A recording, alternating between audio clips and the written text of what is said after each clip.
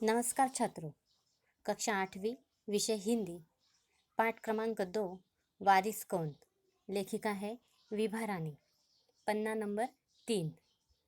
पहले हम लेखिका परिचय देखेंगे। इनका जन्म बिहार मधुबनी में 1959 में हुआ। इनका परिचय। बहुआयामी प्रतिभा की धनी विभा रानी हिंदी व मैथिली की राष्ट्रीय स्तर की लेखिका है। आपने कहानी, गीत, अनुवाद, लोक साहित्य एवं नाट्य लेखन में प्रखरता से अपनी कलम चलाई है।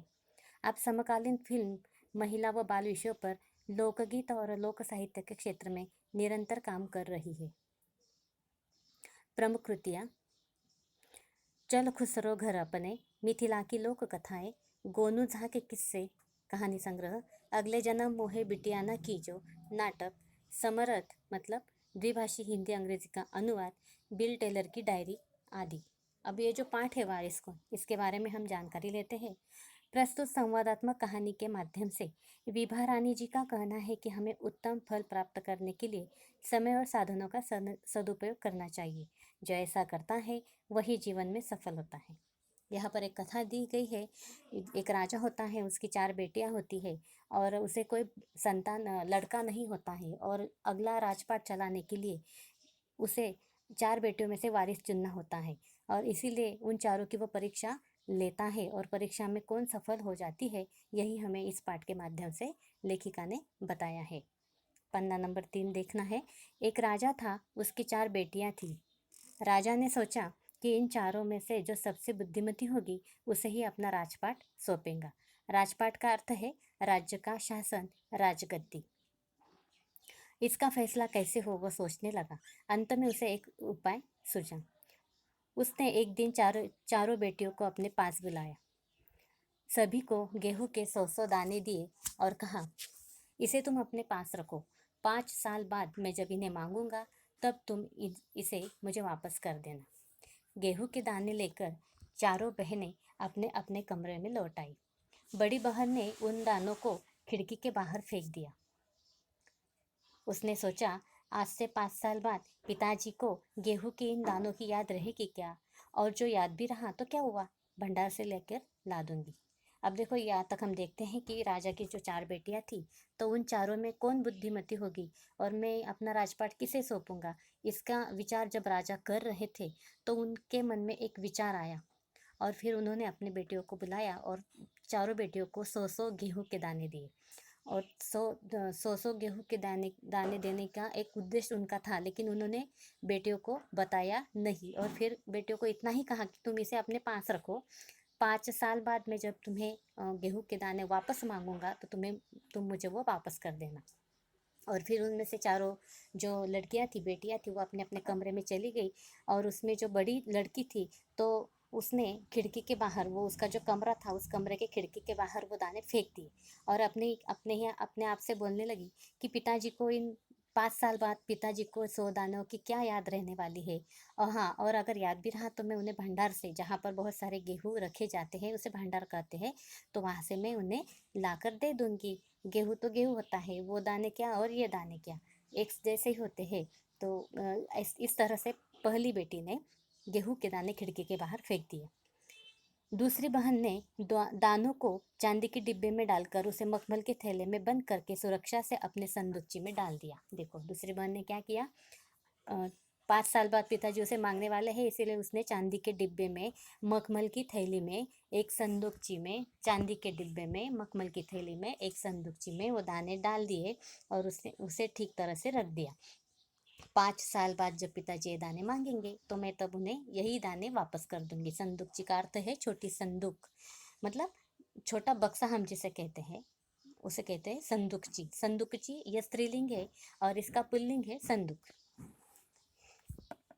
तीसरी बहन बस सोचती रही कि मैं इसका क्या करूं।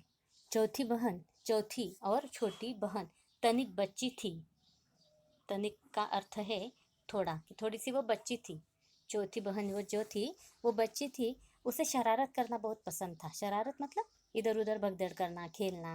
वो ज़्यादा बड़ी नहीं हुई थी, इसीलिए वो शरारतें करती थी। उसने क्या किया उन दानों का, तीसरी बहन ने क्या किया वो सोचती रह गई।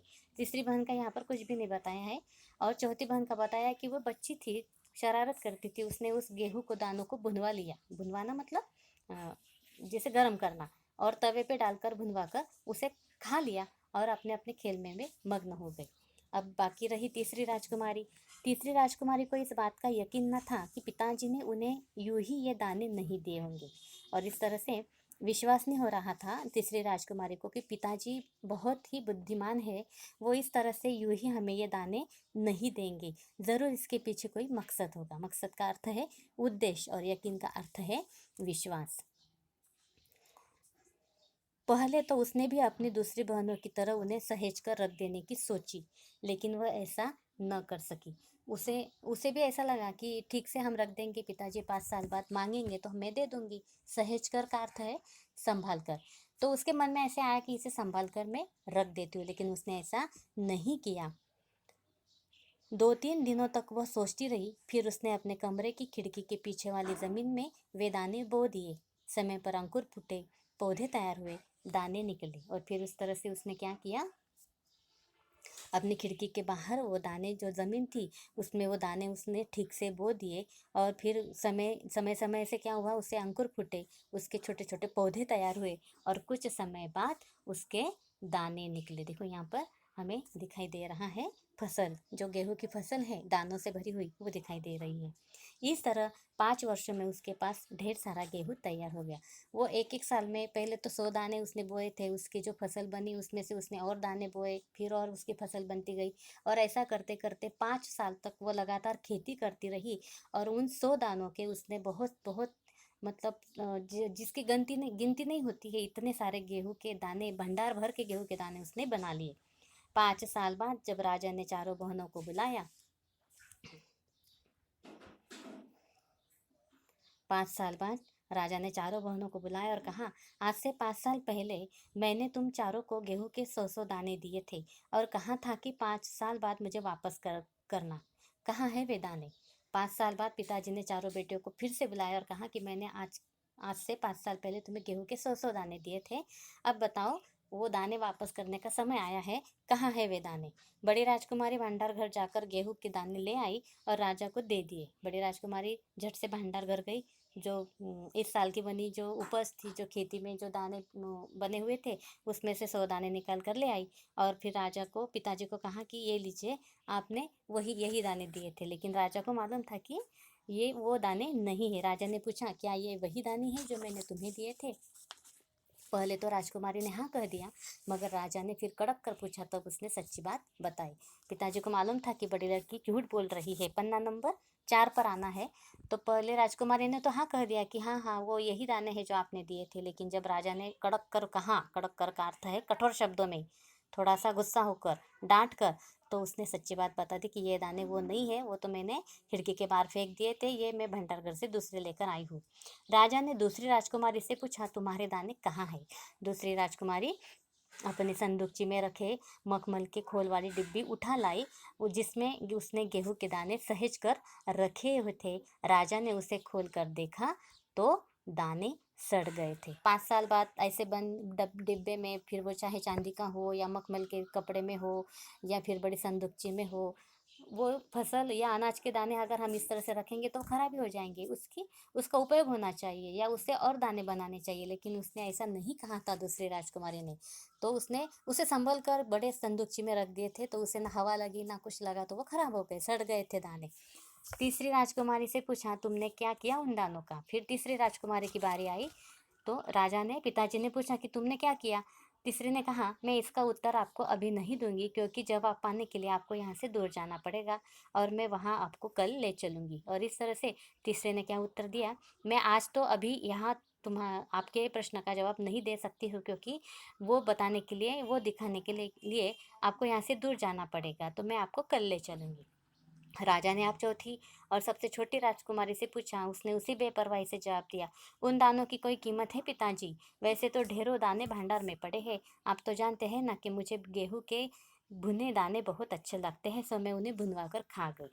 और आप भी पिताजी किन किन चक्करों में पड़ जाते हो। और इस तरह से वो जो चौथी राजकुमारी थी, तो उसने बेपरवाही से जवाब दिया कि उसमें से इतना क्या है, हमारे देश में, हमारे राज्य में, हमारे महल में इतने गेहूं के दाने हैं, आपको क्या उन 100 दानों की पड़ी है? और आपको तो मालूम है मुझे गेहूं के दाने जो भुने हुए होते हैं बहुत अच्छे लगते हैं, सो मैं उसे खा गई। अब मेरे पास वो दाने नहीं है। सभी के उत्तर से राजा को बड़ी निराशा हुई। चारों में से अब उसे केवल तीसरी बेटी से थोड़ी उम्मीद थी, थोड़ी आशा। उम्मीद का अर्थ है आशा, बेपरवाही का अर्थ है लापरवाही। और फिर सबके उत्तर सुनकर राजा निराश हो गए, और फिर उन्हीं मतलब तीसरी राजकुमारी से थोड़ी सी आशा लग गई थी।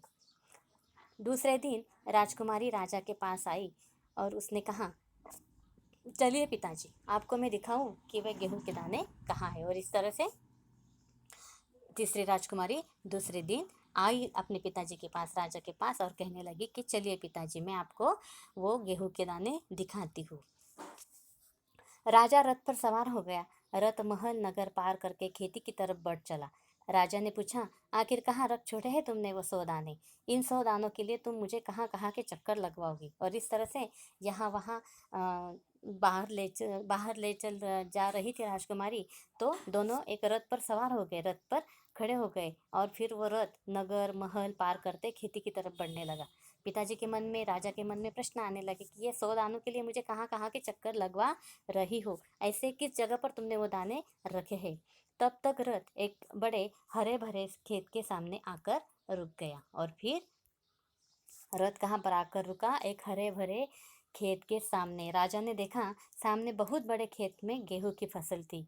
उसकी बालियां हवा में झूम रही थी, जैसे राजा को कोई खुशी भरा गीत सुना रही हो। राजा ने हैरानी से राजकुमारी की ओर देखा। राजकुमारी ने कहा, पिताजी, ये है वो 100 दाने। और इस तरह से जो बालियाँ थी उसकी, एक खेत के सामने जब राजा का रथ आकर रुका, तो राजा ने उस खेती की ओर देखा, तो वो गेहूं की फसल थी। और जो बालियाँ थी उसकी, मतलब जो दानों से भरे हुए जो बालियाँ थी फसलें की, वो यहाँ वहाँ मतलब हवा से झूम रही थी। और जब उसे देखकर ऐसा लग रहा हो कि जो राजा वहाँ पर आया था, तो राजा को कोई खुशी का गीत वो सुना रही हो। और राजा ने हैरानी से राजकुमारी की ओर देखा, और राजकुमारी की ओर देखा। राजकुमारी ने कहा, पिताजी, ये है वो 100 दाने जो आज लाखों लाख दानों के रूप में आपके सामने है। मैंने उन 100 दानों को बोकर इतनी अधिक फसल तैयार की है। और इस तरह से राजा ने मतलब कहा कि राजा ने राजकुमारी की ओर देखा, जैसे प्रश्न था कि बहुत अच्छा काम तुमने किया है। तो राजकुमारी ने जवाब में कहा कि पिताजी, आपने मुझे जो 100 दाने दिए थे, आज वो लाखों लाख दानों के रूप में है, क्योंकि उन 100 दानों को मैंने बो दिया था, और उससे अधिक फसल जो थी वो मैंने तैयार कर ली थी। राजा ने जब उनकी उसकी बातें सुनी, तो राजा बहुत खुश हुआ, और इस तरह से राजा ने उसे गले लगा लिया। और अब मैं निश्चिंत हो गया, तुम ही मेरे राज्य की सच्ची उत्तराधिकारी हो। और फिर वो सब देखकर, राजकुमारी की बातें सुनकर राजा बहुत खुश हो गया, और उसने उसे गले लगा लिया। ये गले लगाना जो मुहावरा है, इसका अर्थ है प्यार से मिलना। और फिर राजा निश्चिंत हो गया, समाधानी हो गया, क्योंकि उसे मालूम था कि अब तुम ही क्या हो, मेरे राज्य की सच्ची उत्तराधिकारी हो। उसे जो मतलब आशा थी तीसरी राजकुमारी से, वो आशा राजकुमारी ने पूरी की थी।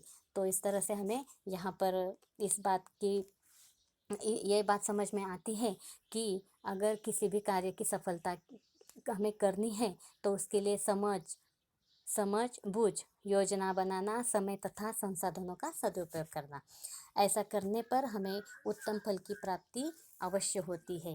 कहानी के राजा ने अपनी 4 पुत्रियों में से उचित उत्तराधिकारी का चयन करने के लिए उनकी बुद्धिमानी की परीक्षा ली, और सफल राजकुमारी को राज्य का राजा बनाने का निर्णय लिया। तो हमें इस कहानी से क्या सीख मिलती है कि अगर हमें कुछ संसाधनें मिल जाते हैं और कुछ समय मिल जाता है, तो इसका उपयोग हम अच्छे काम के लिए कर सकते हैं। समय से अच्छा समय मिलता है, संसाधन मिलते हैं, तो उसकी योजना बनाना, अपनी समझ बूझ से उसे सफल करना। और इस तरह से वही काम यहाँ पर राजा की तीसरी राजकुमारी ने किया था, जिसे राज्य का राजा बनाने का निर्णय राजा ने ले लिया था। और इस तरह से मैंने ये वारिस कौन, ये जो पाठ है हमारा, वो यहाँ पर ख़त्म होता है। देखिए, शब्दार्थ भी मैंने लिख कर दिए हैं, आपने 2-3 बार इस क्लिप को सुनना है।